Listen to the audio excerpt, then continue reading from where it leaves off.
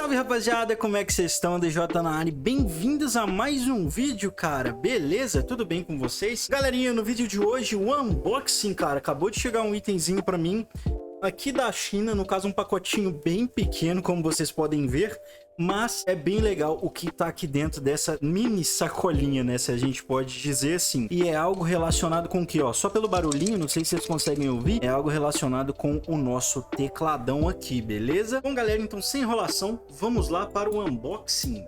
Já vamos pegar aqui nossa faquinha colorida, muito da hora, e vamos abrir aqui sem tentar estragar nada. Essa faquinha é bem afiada, então tem que tomar bastante cuidado, tá? E, bom, pra quem não sabe, eu comprei, galera, olha isso, cara, que coisa sensacional. Comprei umas keycaps, não sei se vai dar pra ver. Olha aí que legal essas keycaps, cara. Temazinho da baleinha, temazinho japonês. Bem legal, cara. Olha aqui mais de pertinho. Bem interessante. Vou tirar cada uma aqui pra vocês e vou mostrar. Ao todo, caras, são 4 keycaps, sendo elas esse aqui, que é o espaço, né, no caso. Bem bonita, com uma construção bem legal.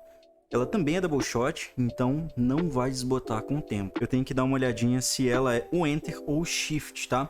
É um mergulhador, cara. Deixa eu trazer aqui bem pertinho pra vocês conseguirem dar uma visualizar. Próximo de um pôr do sol. Bem legal. Na verdade é uma rocha com as ondas, cara. Eu acho essa temática muito bonita e vai complementar, vai ficar bem legal com o nosso tecladinho branco, tá? Olha aí que legal. Essa aqui é o ESC. Então vamos lá que eu vou colocar isso aqui no teclado e mostrar pra vocês. Bom, caras, vamos lá. Já tô aqui com um removedor de teclas, que não é um removedor de teclas, mas vai ajudar bastante. Remover o ESC. Já vamos colocar, nossa, no lugar. Encaixou perfeitamente. Cara, ficou bem legal, tá? Gostei bastante. Vamos remover aqui já de uma vez o espaço também.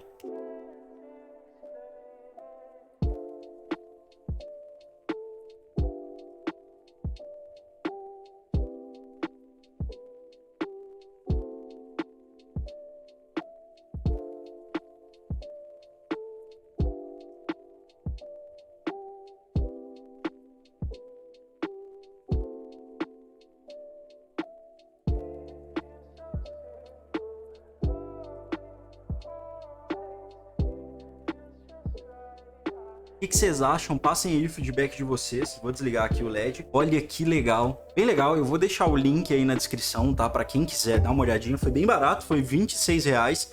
Claro que foi importado.